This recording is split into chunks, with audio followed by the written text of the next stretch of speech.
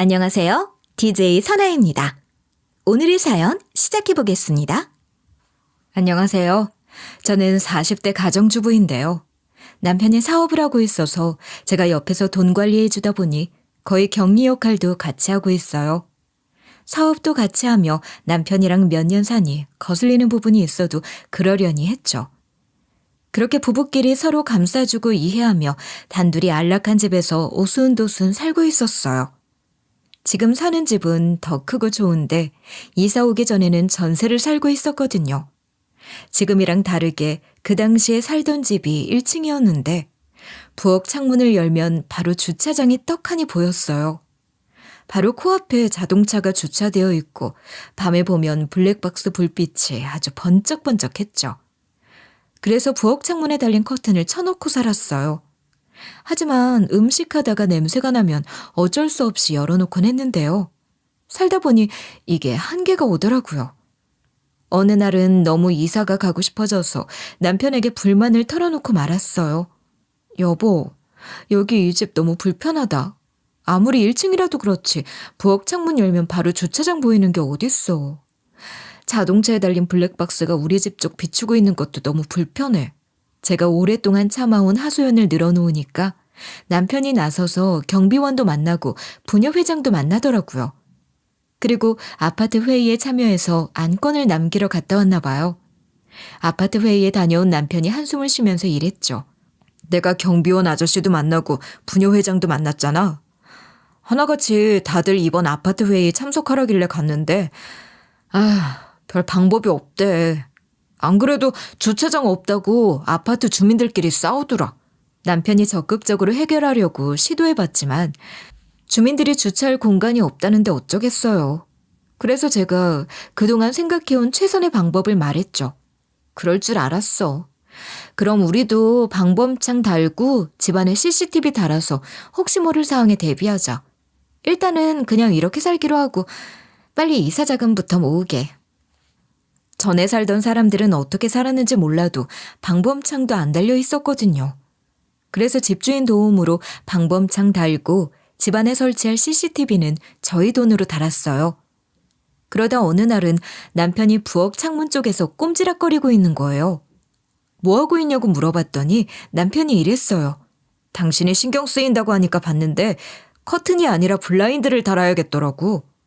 커튼은 음식 만드느라 냄새 다 배일 거니까 블라인드가 나을 것 같아서 내가 일단 샀어. 설명서 보니까 내가 달 수 있을 것 같더라고. 남편이 저 신경 쓰인다고 커튼이 아니라 블라인드 다는 방법 혼자 터득해서 달아주고 있었던 거였어요. 이때만 제 눈치 보면서 잘해준 게 아니었죠. 이외에도 제가 뭐 사오라면 사오고 쓰레기 버리고 오라면 군말 없이 버리고 오는 양반이었거든요. 하지만 남편은 이렇게 착해도 제 속을 썩이는 것들이 있었는데 바로 시댁 식구들이었어요. 이것들이 제 남편 앞에서는 천사같이 굴고 뒤에서는 은근히 저를 기분 나쁘게 만드는 거예요. 시모가 항상 앞뒤 다르게 행동하는 바람에 옛날에 저도 끔뻑 속았었죠. 몇 년 전에 출산을 해서 조리원에 있다가 집으로 돌아왔을 때 있었던 일이에요. 조리원에 있는 동안 남편이 시댁에 사진이랑 동영상을 자주 보내드렸거든요. 양가 부모님이 모두 첫 손자라고 좋아하시면서 아이한테 사랑을 듬뿍 주셨어요. 그런데 그때부터 시모 말투가 슬슬 거슬리기 시작하더라고요. 시어머니께서 손주 보겠다고 저희 집에 오셔서 갑자기 저한테 이러셨거든요. 니네 엄마는 아무리 몸이 안 좋아도 그렇지. 네가 출산했는데도 아버지를 안니? 야, 니는 버려진 자식이냐? 네 엄마 만나면 나만한 셈이 없다고 해라. 이런 식으로 웃으면서 저 생각해준다는 듯이 말해주는데 기분이 나빴어요. 그리고 순간 미움받는 걸까 하는 생각도 들어서 어머님께 조심스럽게 물어봤죠. 어머님, 저희 엄마 때문에 혹시 화나셨어요? 저희 엄마랑 무슨 일 있으셨던 건 아니죠? 평소 말투랑 너무 다르셔서요. 제가 이런 모습을 보이니까 시어머니께서 정색을 하면서 이러시는 거예요. 내가 뭘 했다고 그러니? 내가 니한테 뭐 존대라도 해야 하니? 별 가짜는 꼴로 다 그런다. 어머님이 일이 나오니까 처음엔 무서웠죠. 하지만 제가 너무 갑작스러워서 그랬던 거지 늘 기죽어 있던 건 아니었어요. 그러다 나중에 알게 됐거든요.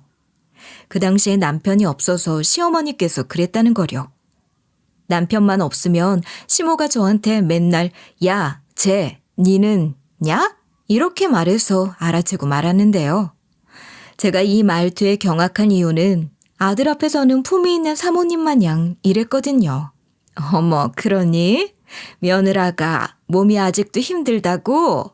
아이고, 이걸 어쩌면 좋니? 내가 집안일 도와주마. 시애미를 친정 엄마라고 생각하고 막 불러.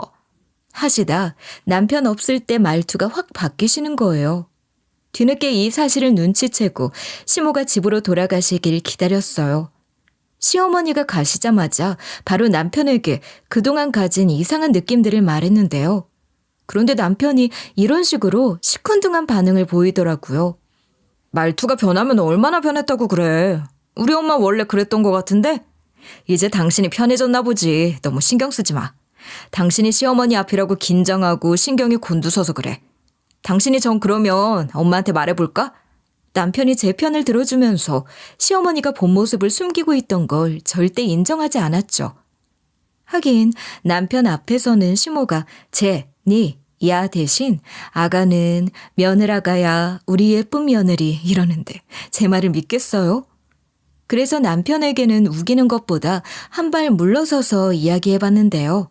어머님께 내 얘긴 하지 말고 말투 말씀만 좀 해줘. 불편하고 기분 나빠서 무슨 말을 못하겠어. 남편이 또 제 말은 기가 막히게 잘 들었기에 그렇게 해주겠대요. 바로 시어머니께 전화를 걸어서 이런 식으로 부드럽게 이야기해줬죠. 엄마, 사실 내가 우연히 들었는데 엄마가 우리 안사람한테 너무 무섭게 이야기하는 것 같더라고. 기분 탓인 거 아는데 혹시나 하는 마음에 물어봐. 안사람이랑 무슨 일이 있었던 건 아니지? 그치? 그럼 예쁘게 좀 말해줘. 엄마가 그렇게 말하면 나도 불편해. 남편이 좋게 좋게 이야기해서 어머님 말투를 지적했는데요. 잠시 뒤에 시어머니께서 화들짝 놀라더니 바로 이러시더라고요. 어머, 아유 내가 그랬니? 난 그런 줄 몰랐다. 며느리가 너무 편해졌나 봐. 이걸 어쩌면 좋아? 아 그래, 내가 조심할게. 하지만 남편 앞에서는 착한 척하고 제 앞에서는 야, 니, 쟤는 이런 말투를 쓰는 건 변하지 않았어요. 그래서 저도 앞으로 착한 며느리가 될 생각은 접으려고 했죠. 그러다 시간이 훌쩍 지나고 돌잔치를 눈앞에 둔 제 아들이 있을 때였어요. 그날 아들이 얼굴이 새하얘지다 못해 새파래지더니 금방이라도 쓰러질 것 같은 거예요. 제가 놀라서 아들을 껴안은 채로 얼른 119를 불렀어요. 몇 분 뒤에 구급차가 와서 저희 남편과 함께 보호자 자격으로 동승하게 됐는데요. 응급실에 도착하고 정신없이 검사를 받아보고 뭔가 조치를 받았대요. 전 그동안 손에 땀을 쥐고 기다리고 있었죠. 그러다가 잠시 뒤에 의사 선생님이 다가오시더니 아이 상태에 대해 말씀해 주시더라고요. 아무래도 아이가 뭔가 잘못 먹은 것 같아서 엑스레이랑 CT를 찍어봤는데요. 검사 결과 아들이 꿀을 먹어서 식중독에 걸린 것 같습니다.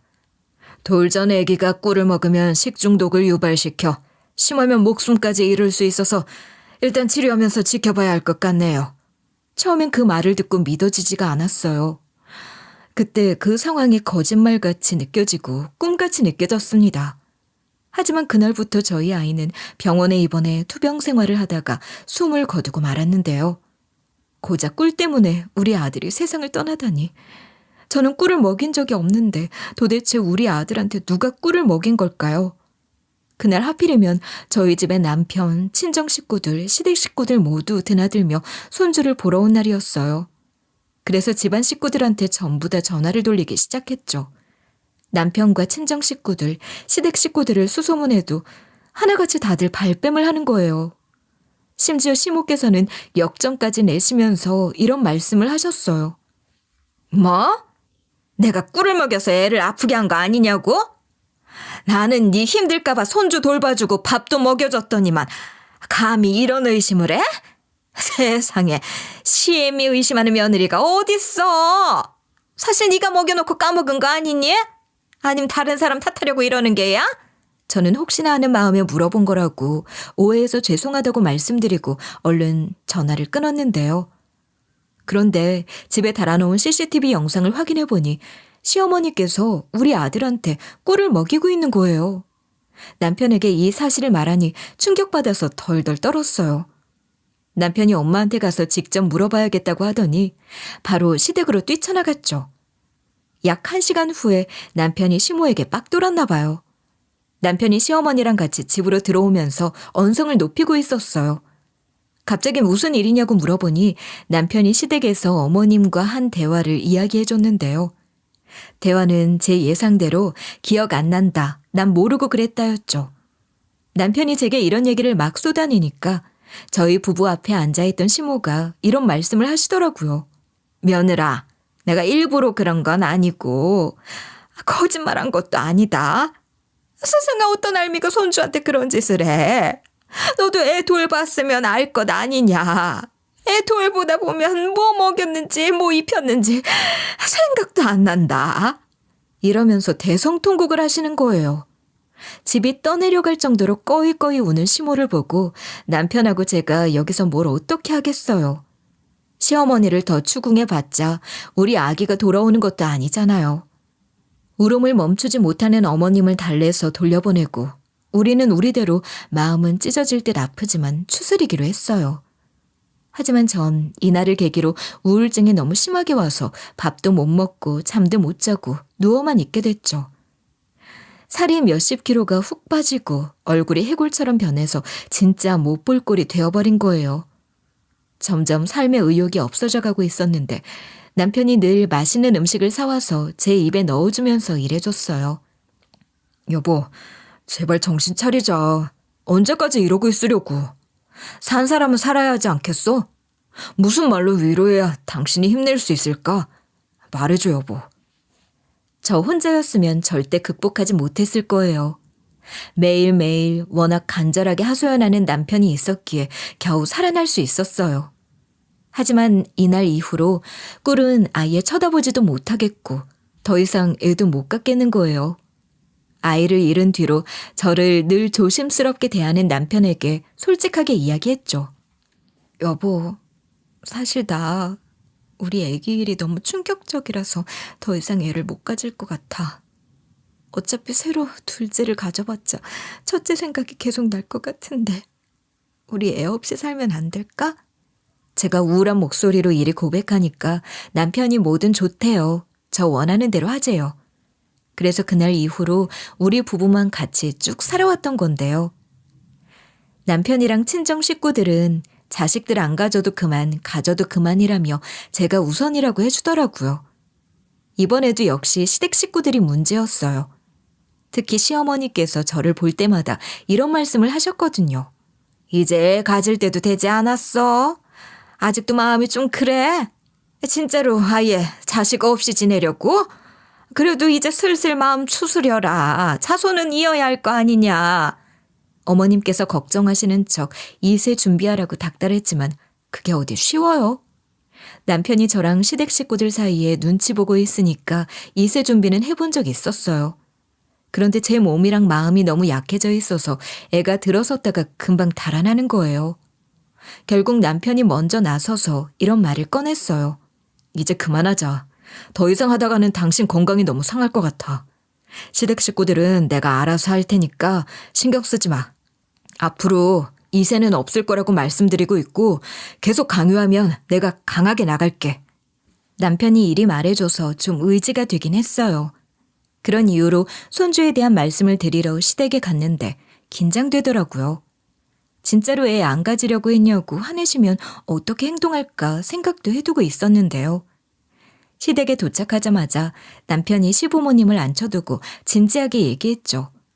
이제 2세 강요, 손주 강요 그만하세요. 저희 와이프 아픕니다. 이번에도 엄마랑 아버지가 손주 보고 싶다고 하셔서 안사람이 임신 준비했는데 또 안 좋은 소식을 겪게 됐어요. 그러니까 이제 손자나 손녀 얘기는 안 하셨으면 좋겠습니다. 이제 시어머니께서 길길이 날뛰며 뭐라 하실 줄 알았는데 아니더라고요. 다행히 남편이 강하게 나갈 필요 없이 시댁 식구들이 조용해졌는데요. 대신에 저한테 미운 털이 박혔나 봐요. 저한테 교묘하고 유치하게 막말을 대고 비꼬는데 제가 가만히 있었겠어요? 그동안 시댁 식구들을 만날 때마다 녹취를 쭉 해왔거든요. 그렇게 오랜 시간이 흘렀고 그동안 저는 15년간 악착같이 모은 돈으로 저희 집 마련을 했어요. 엄청나게 비싸고 넓은 집은 아니었지만 남편이랑 단둘이 살기 딱 좋은 집이었죠. 이제 1층도 아니라서 사람들 시선은 신경 쓰지 않아도 됐어요. 부엌 창문 쪽을 봐도 주차장이 안 보이고 자동차 블랙박스도 안 보이더라고요. 탁 트인 풍경이 보이니까 너무 속 시원했어요. 그러던 와중 시어머니께 전화가 한 통 왔는데요. 얼른 전화를 받아보니 어머니께서 의외의 소식을 알려주셨죠. 캐나다에서 살고 있던 딸이 한국으로 귀국했다고 하더라. 우리 딸 한국으로 돌아온 기념으로 다 같이 모여서 식사라도 하자. 내가 음식할 거니까 식당 예약할 생각하지 말고 시댁으로 와. 신우 애들이 캐나다에서 학교 다닌다고 심해부 빼고 캐나다로 갔었거든요. 이제 애들도 캐나다에 있는 대학에 들어가서 독립했다고 하던데 이런 이유로 신우가 한국으로 돌아왔나 봐요. 그래서 심호께 알겠다고 말씀드리고 언제 몇 시에 시댁으로 갈지 약속을 잡았습니다. 토요일 오후 2시에 오라고 하길래 남편이랑 같이 시댁에 갔죠. 시댁 들어서자마자 심해부 신우가 있길래 인사를 했어요. 그리고 시어머니께서 이미 진수성찬 다 차려놓으셨길래 감사하다 하고 앉았는데요. 그날 신우, 심해부, 남편, 저, 시부모님 이렇게 둘러앉아 식사를 하는데 신우가 이런 말을 하는 거예요. 캐나다에서는 마당이랑 수영장 딸린 집에서 살다가 급하게 한국 들어와서 살려니까 집이 없더라. 결국 반지하방에서 살고 있어. 반지하 처음 살아보는데 꿉꿉하고 햇빛도 잘 안 들어오는 거 있지? 거기서 어떻게 계속 살지? 생각만 해도 깝깝해. 신우가 이런 식으로 하소연하는데 제가 거기서 뭐 집자랑 하지도 않았어요. 그렇구나 하고 고개 끄덕이면서 적당히 반응했죠. 힘들겠네. 반지하방은 공기청정기랑 제습기 하루 종일 틀어놓으면 좀 낫다고 하더라고. 곰팡이 조심하시고 환기 잘 시키면 괜찮을 거야. 이렇게 대꾸하면서 밥을 먹고 있었는데요. 신우가 그런 저보고 끊임없이 불쌍한 척을 하는 거예요. 새언니는 우리가 얼마나 힘들고 돈이 없는지 알아요? 자식들도 등록금 지가 벌어서 내느라 버거워하고 있고 한국 집값 왜 이렇게 비싼지 모르겠어요. 그냥 캐나다에서 살 걸 괜히 돌아온 것 같아요. 푸념을 눌어놓다가 울길래 당황했어요. 근데 이날 시모가 우리 부부한테 이러는 거예요. 그래서 말인데 니네가 신우이 집 구할 때까지 바꿔 살아주면 안 되겠니? 우리 아들이 자기 명의로 된 집이지만 네 허락이 떨어진 다음에 생각해 본다고 하더라. 다른 사람도 아니고 네 신우고 네 동생 아니냐. 너는 네 신우가 불쌍하지도 않니? 얘 한국살이 좀 적응하면 집 돌려줄 테니까 조금만 빌려줘. 신우 또한 여기에 동참해서 저보고 집을 내놓으라는 거예요. 아주 뻔뻔하게 이런 말을 늘어놓더라고요. 그래요, 새언니. 제가 지금 너무 힘들어서 그래요. 잠깐이면 되니까 좀만 살면 안 될까요? 제가 방금까지 반지하 살기 힘들다고 했는데 막상 살아보면 괜찮아요. 제가 거짓말하는 게 아니라 몇 년 사는 게 좀 무리니까 그렇죠. 몇 달 정도는 괜찮다니까 글쎄. 아니면 딱 한 달만 바꿔 살아볼까요? 신우가 가증스럽게 웃으면서 친한 척 구니까 어이가 없었어요. 이렇게 집 바꾼 다음 제가 다시 우리 집 달라고 하면 당연하다는 듯이 싫다고 할 양반들 아닌가요? 꼼짝없이 우리 집 뺏길 것 같아서 제가 바로 거절했어요. 어머님이랑 아가씨도 알잖아요. 저 몸 안 좋은 거. 그래서 애도 안 가지고 이렇게 살고 있는데 왜 그러세요? 이 몸으로 반지하방 살면 각종 병에 걸려서 몸 좀 누울 거야. 아가씨가 좀 이해해줘. 전 최대한 좋게 이야기했는데 그때부터 시부모랑 신우 표정이 확 바뀌는 거예요. 남편이 있든 말든 이제 본성을 다 드러낼 생각인가 봐요. 시모가 바로 이를 드러내며 언성을 높였죠. 이것이 보자 하니까 아니 이 집도 아니면서 왜 이래라 저래라야? 네가 사는 그 집 우리 아들 집이라고. 집에서 꼼짝도 안 하는 것이 어디서 명령질이야? 손주 한 명 제대로 못 낳는 거 오냐 해줬다니 뭐? 우리 딸 집에서 살면 몸져 누울 거라고? 네 친정 엄마한테 그렇게 배웠니? 네가 감히 우리 딸을 무시해? 네가 아파서 골골대는 동안 우리 딸은 어린 나이에 아들을 둘이나 낳아서 캐나다에 있는 대학을 다 보냈어. 제가 갑자기 화내는 시어머니를 보고 당황스러워하다가 어쭈 싶었죠. 이제 한판 하자는 건가 싶어서 한마디 하려는데 남편이 먼저 끼어들었어요. 엄마! 갑자기 왜 그런 식으로 말해? 그리고 우리 보고 반지 합방 살라는 게 말이 돼? 엄마가 우리 집 살 때 돈 보태주기라도 했어? 그리고 고진아, 너도 좀 생각하고 말해. 내가 집이 2개 있으면 말을 안 해. 내가 왜 너를 위해서 잘 살고 있는 집을 줘야 되는데? 남편이 정색을 하면서 뭐라 하니까 이번엔 신우가 인신공격을 해댔어요. 왜? 오빠, 엄마 말이 틀려? 신우라고 막 이렇게 무시해도 되는 거야? 엄마가 오죽했으면 그랬겠냐고. 가족끼리 양보도 하고 배려도 하고 그런 거지. 순치 생각만 하네. 나는 캐나다에서 애들 성공시키고 오느라 고생한 사람이잖아. 오빠도 똑같아. 아주 세연이한테 물들었어. 그러니까 세연이 주변에 안 좋은 일만 생기는 거야. 우리 오빠가 세연이 같은 사람을 만나서 자식 한 명 못 갖는 거라고. 우리가 집안에 불행덩어리를 가지고 들어왔나 보다. 불쌍한 우리 오빠. 어쩌다 저런 곳을 만나서. 바로 이때 제가 기다렸다는 듯이 신우 말 끊어내곤 말을 쏘아붙였어요. 뭐가 불쌍해? 이런 시댁 식구들 만난 내가 더 불쌍하지. 그리고 내가 애 낳는 기계야? 나도 자식 한두 명쯤은 낳고 싶었어. 근데 안 되는 걸 어쩌라고. 어머님이 틈만 나면 야, 니 쟤라고 부를 때부터 알아봤어야 했어요. 이 사람들 이 정도로 인성 바닥인 줄 몰랐는데 최악이네. 그리고 남편이 제 편이지. 어머님이랑 아가씨가 제 편일 줄 아세요? 이 말을 전부 다 끝내고 남편 툭 하고 건드렸죠. 여기서 가만히 있을 거냐는 눈빛을 보낸 건데요. 제 예상대로 남편이 제 편을 들어주면서 소리를 지르기 시작했어요. 엄마랑 동생한테 정말 실망이다. 어떻게 우리 와이프한테 이럴 수 있어? 안 사람이 엄마 말투 이상하다고 할 때부터 알아봤어야 했어. 그리고 아버지도 똑같고 매부도 똑같아요. 그동안 우리 와이프가 나 모르는 사이에 이런 대우 받고 있는 거 알고 있었죠? 근데 방관하고 있었던 거잖아요. 우리 집안 식구들 다 똑같았네. 아주 상종 못할 것들이었어.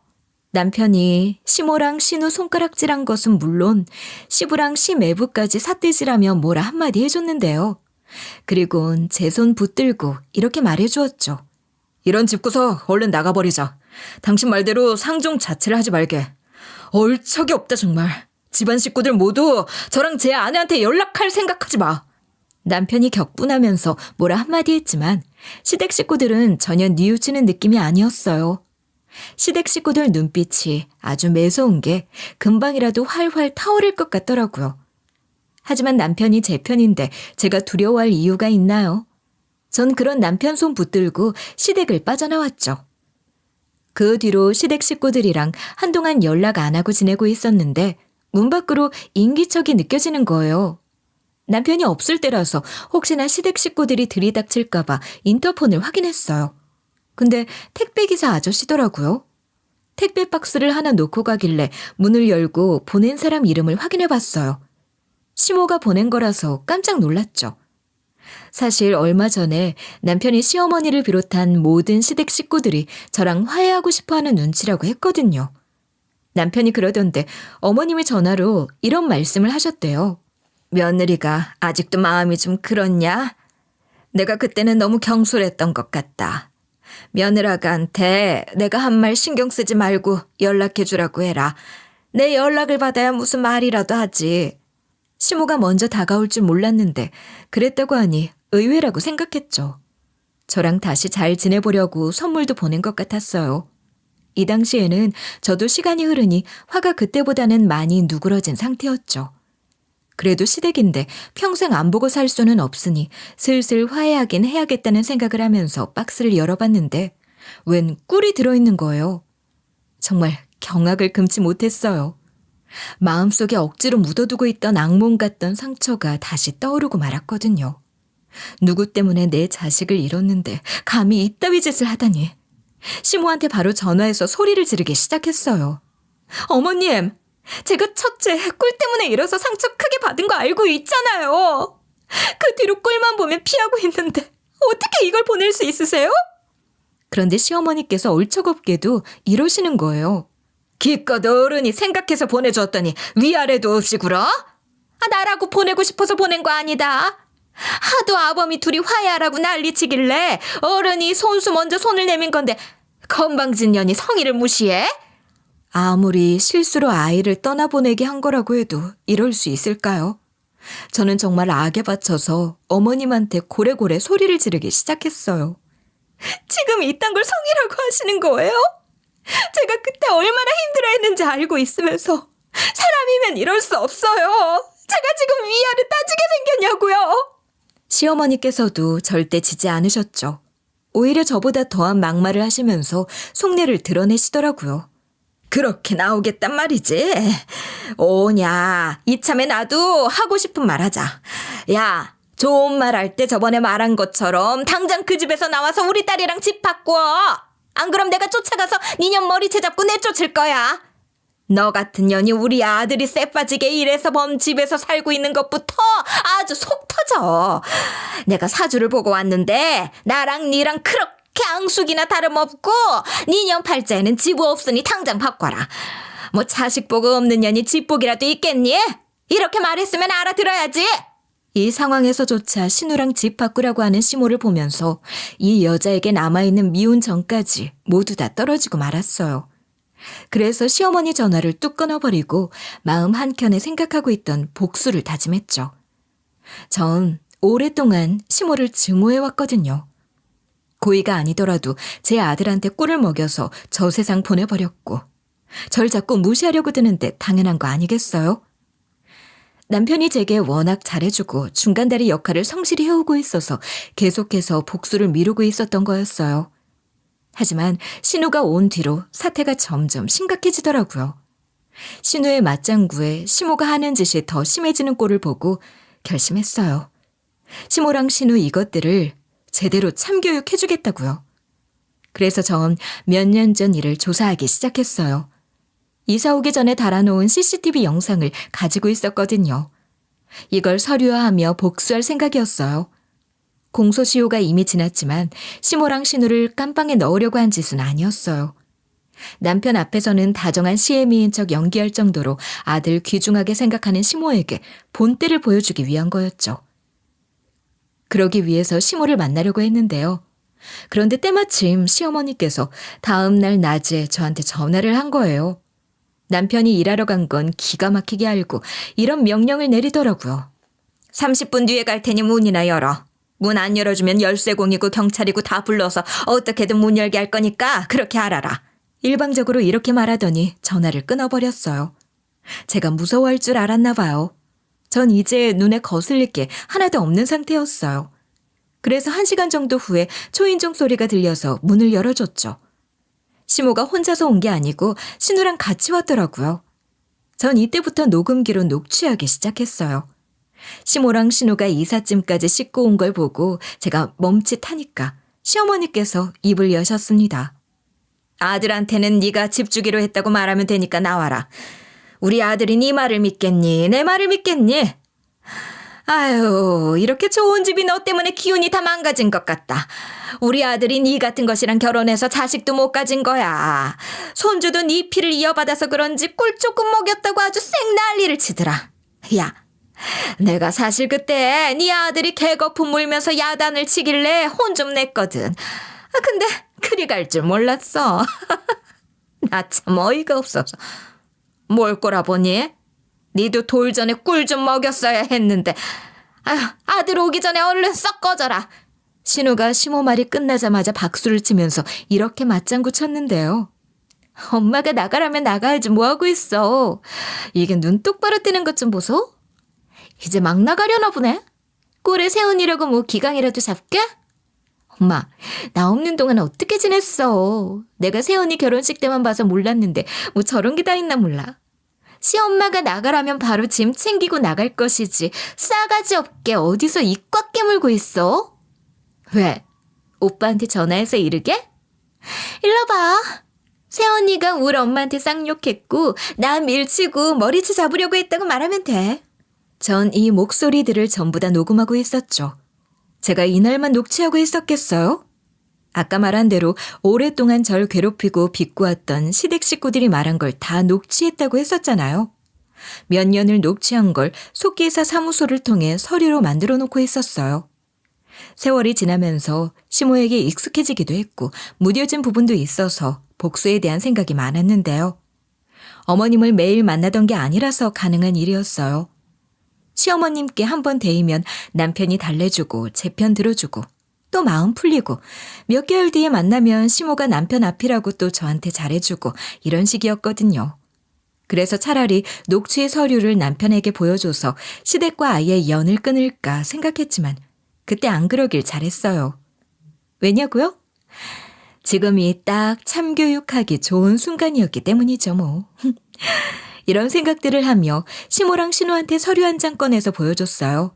이게 뭐냐고 물어보길래 정체를 이야기해줬죠. 녹취 서류예요. 어머님이 그동안 저한테 막말하신 거 그동안 쭉 녹음하고 있었거든요. 그리고 어머님이 저희 아들한테 꿀 먹인 것도 서류화시켰고요. 이거 보고 뭐 느끼는 거 없으세요? 저는 혹시나 하는 마음에 물어본 건데 시모랑 신우가 속기사가 녹음본 들으면서 쓴 서류를 쭉 읽어보더니 허 하고 웃는 거예요. 우습게도 시모가 저한테 이런 말까지 했었어요. 이걸로 뭐 어쩌게? 나 고소라도 하게?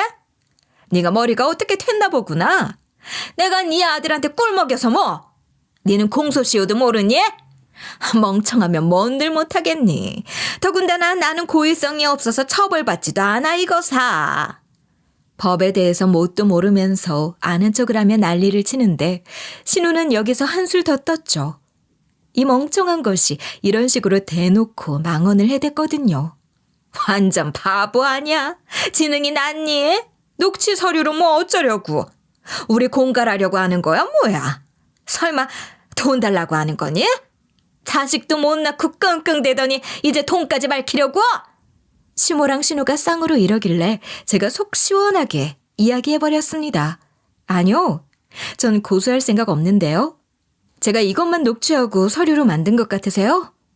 몇 년 동안 시어머니가 제게 한 말 전부 다 서류화했어요. 그리고 그 서류들 남편 사업장으로 보냈거든요. 퀵으로 보내서 이미 도착했을 거예요. 아마 서류가 너무 많아서 읽느라 정신 없을 것 같은데요. 제가 이러기 무섭게 전화벨이 울려서 핸드폰을 확인해 보니 남편한테 전화가 온 거더라고요. 전화를 받았더니 남편이 저한테 이런 질문을 쏟아냈어요. 여보, 도대체 이게 뭐야? 이거 당신이 보낸 거던데. 진짜로 우리 엄마가 한 말이야? 엄마가 나 없을 때 이런 말을 했다고? 남편이 믿기지 않는다고 하길래 제가 방금 전까지 녹음한 걸 들려주겠다고 하면서 틀어줬죠. 녹음기를 핸드폰에 가져다 대서 다 들려준 거예요. 서류로만 봐도 섬뜩했던 시모의 막말을 음성으로 바로 들었으니 남편이 어쨌겠어요? 남편이 바로 폭발하면서 고함을 내지르더라고요. 이게 방금 전까지 있었던 일이라고? 그럼 엄마랑 동생이 거기 있는 거지? 어디 가지 말고 거기 딱 기다리고 있으라고 해. 내가 가면 가만두지 않을 거니까. 제 핸드폰 밖으로 남편 목소리가 쩌렁쩌렁하게 울리니까 시모랑 신우 이 두 것들이 주랭랑을 치려고 했어요. 저는 절대 못 가게 붙잡아놨죠.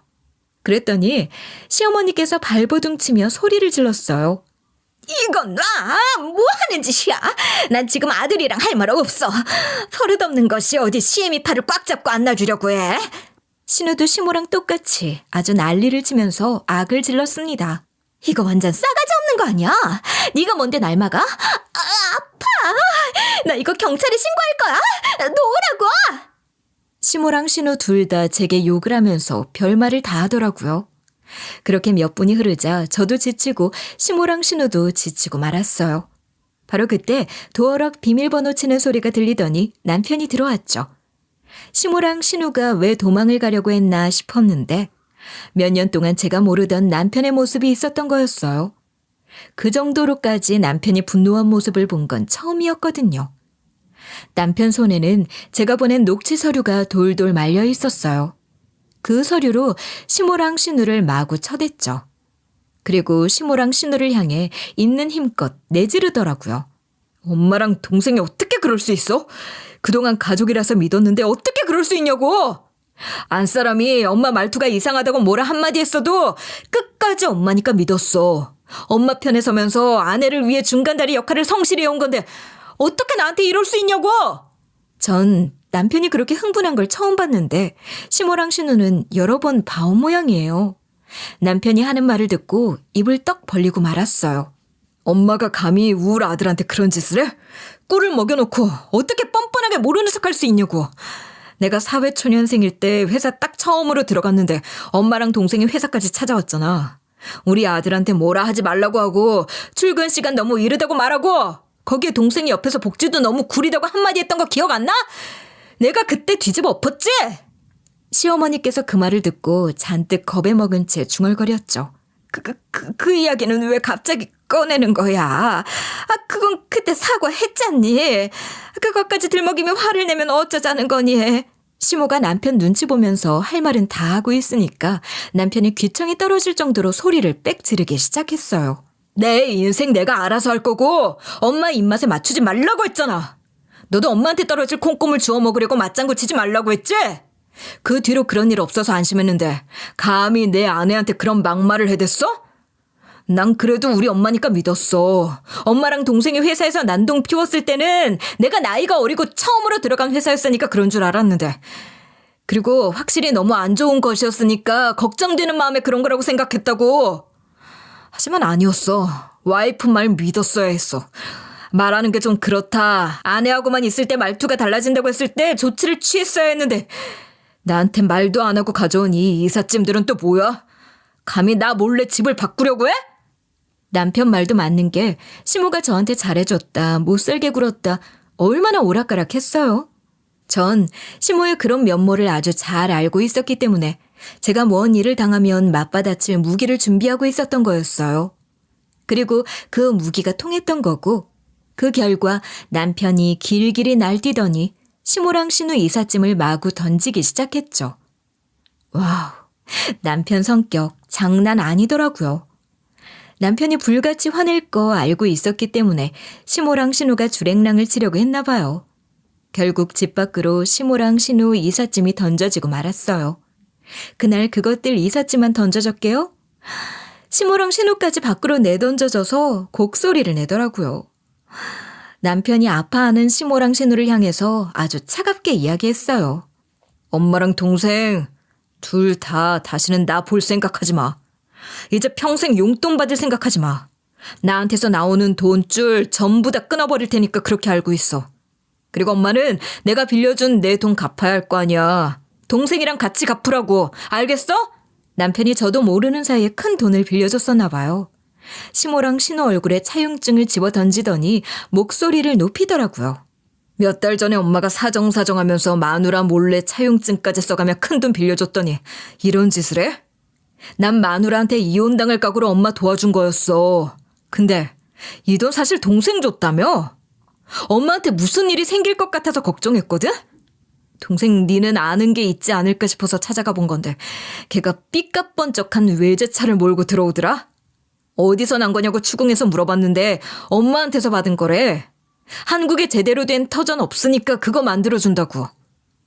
나한테는 사기당해서 빚이 생겼다. 안 갚으면 빚쟁이들이 쫓아온다고 지금 당장 돈 달라고 별소리를 다 하면서 달라고 했으면서 감히 이래?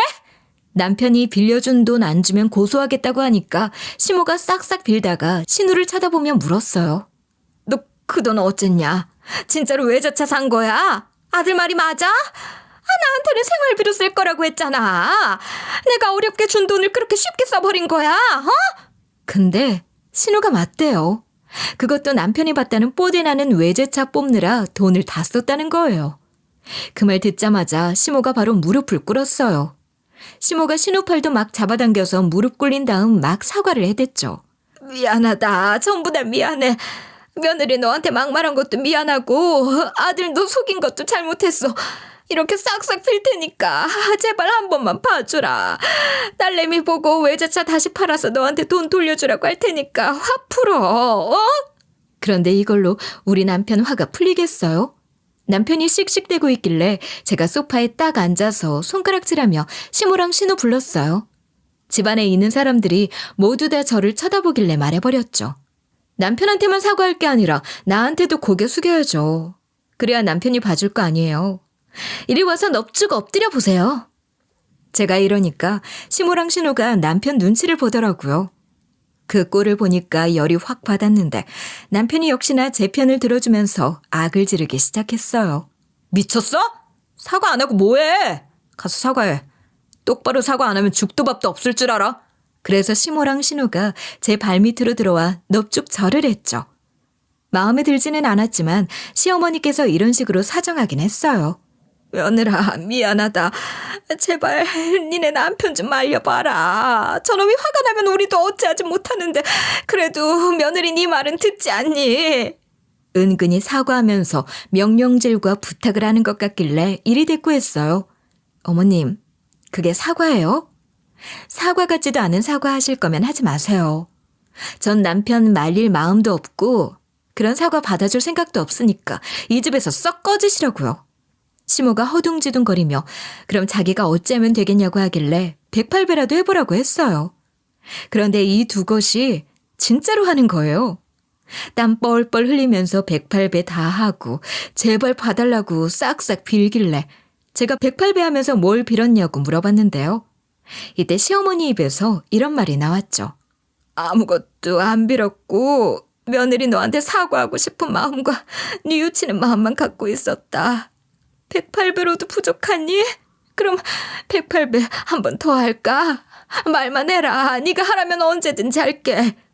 시모가 이런 식으로 대답하길래 제가 대신 시모랑 신우 목까지 빌었다고 했죠. 뭘 빌었냐고 물어서 속 시원하게 답해버렸어요. 어머님이랑 아가씨가 우리랑 아예 연이 끊겨서 남편한테 도움받는 일 하나도 없었으면 좋겠다 빌었어요. 그러니까 나가세요. 방금 제가 바라는 대로 하기로 하셨잖아요. 어머님이랑 아가씨가 제 인생에서 영영 사라지면 제 소원도 이루고 딱 좋겠네요. 그렇게 시모랑 신우를 내쫓아버린 거죠. 그 뒤로 시댁 식구들과 연을 끊어버리고 말았어요. 그런데 남편은 시모랑 신우 고소하느라 시댁 식구들과 소통하고 있었는데요. 남편 통해서 신우 소식 전해 들어보니 향수병 때문에 한국으로 들어온 신우가 만들어 놓은 터전이 없어 거의 굶고 있다는 거예요. 심해부는 그 와중에 정리해고 당했는데 그동안 돈을 안 모으고 캐나다에 있는 신우와 자식들한테 다 보내줬대요.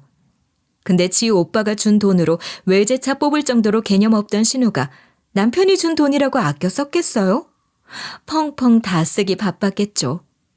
그렇게 돈에 쪼달리던 와중에 심해부가 재취직에 실패하자 급하게 경비원 일이라도 하기 시작했다고 하는데요. 심해부는 이 일 저 일 다 해봐서 잘 이겨낼 수 있었지만 여기서 신우가 문제였다고 해요. 사회생활 한 번 해본 적 없고 캐나다에서 애들 돌보며 집안일만 했던 신우가 뭘 할 수 있겠어요. 식당이나 공장에서 일해봤지만 손이 너무 느리다고 잘렸다고 합니다. 거금을 써서 잘 키워놓은 애들은 아직 대학생이라 지들 살기 바쁘지. 심해부 퇴직금과 경비원 월급으로 사는데 돈은 후달리지. 신우가 맨날 돈 얘기를 꺼내면서 심해부를 못살게 굴더니 둘이 이혼했다고 하는데요. 그리고 우리는 시모랑 신우에게 건 소송에서 승소했어요. 시모랑 신우가 돈을 갚을 의사나 능력이 없는 데다 용도까지 속여서 돈을 빌렸으므로 100% 사기죄에 성립된 거죠. 벌금 2천만 원까지 내게 됐으니 안 그래도 없는 재산 아예 땡전 한 푼 없어졌다고 해요. 시모의 처지도 신우와 크게 다를 것도 없었어요. 노후자금도 없는데 남편한테 손절당해 돈도 끊겼겠다. 그 나이에 일을 할 수도 없으니 손가락만 쪽쪽 빨고 있다고 하죠.